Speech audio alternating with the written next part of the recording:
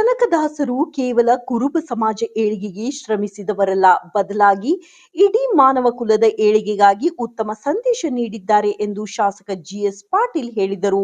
ರೋಣಪಟ್ಟಣದ ಕನಕ ಭವನದಲ್ಲಿ ಸೋಮವಾರ ಹಮ್ಮಿಕೊಂಡಿದ್ದ ಕನಕದಾಸರ 538ನೇ ಜಯಂತ್ಯೋತ್ಸವ ಕಾರ್ಯಕ್ರಮವನ್ನು ಡೊಳ್ಳು ಬಾರಿಸುವ ಮೂಲಕ ಉದ್ಘಾಟಿಸಿ ನಂತರ ಮಾತನಾಡಿದರು.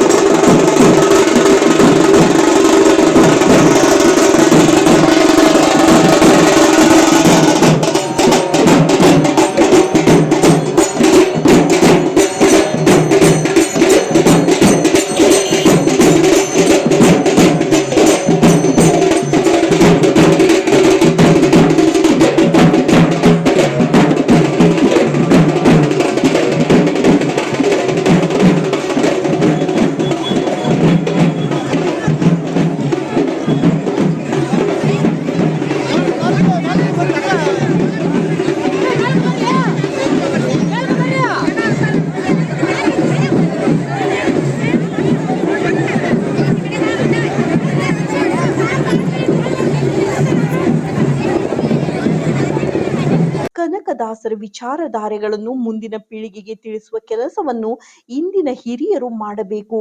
ಮಕ್ಕಳಿಗೆ ಕನಕದಾಸರ ಹಿತನುಡಿಗಳನ್ನು ತಿಳಿಸುವ ಕೆಲಸ ಶಾಲೆಗಳಲ್ಲಿ ಆಗಬೇಕು ಎಂದರು.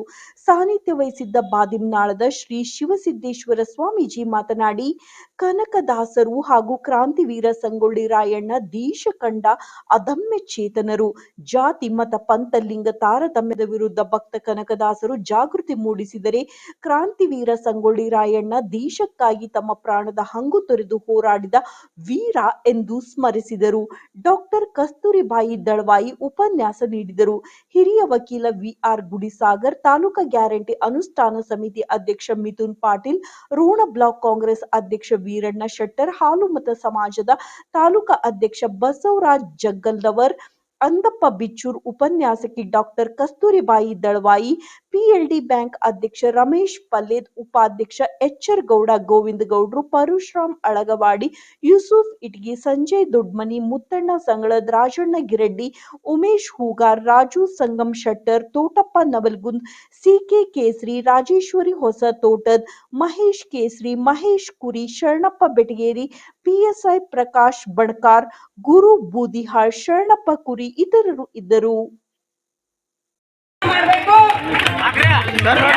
ಕಾರ್ಯಕ್ರಮ ಉದ್ಘಾಟನೆಗೊಳ್ಳಲಿವೆ. ಇದು ಕುರುಬ ಕುಲದ ವಾದ್ಯ ಡೊಳ್ಳು. ಡೊಳ್ಳು ಡೊಳ್ಳು ಡೊಳ್ಳು ಡೊಳ್ಳು ಬಾರಿಸುವುದರ ಮೂಲಕ ಈ ಒಂದು ತಾಲೂಕು ಜನಪ್ರಿಯ ಶಾಸಕರಾಗಿರ್ತಕ್ಕಂಥ ಭಾವಿ ಸಚಿವರಾಗಿರ್ತಕ್ಕಂಥ ಜಿಎಸ್ ಪಾಟೀಲ್ ಅವರು ಈಗ ಡೊಳ್ಳು ಬಾರಿಸುವ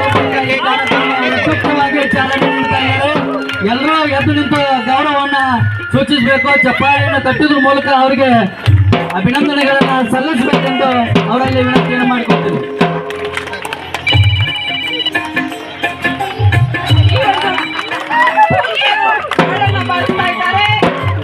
ಪೂಜಾರಿಗೆ ಜೋರಾದ ಚಪ್ಪಾಳೆ ಬರಲಿ.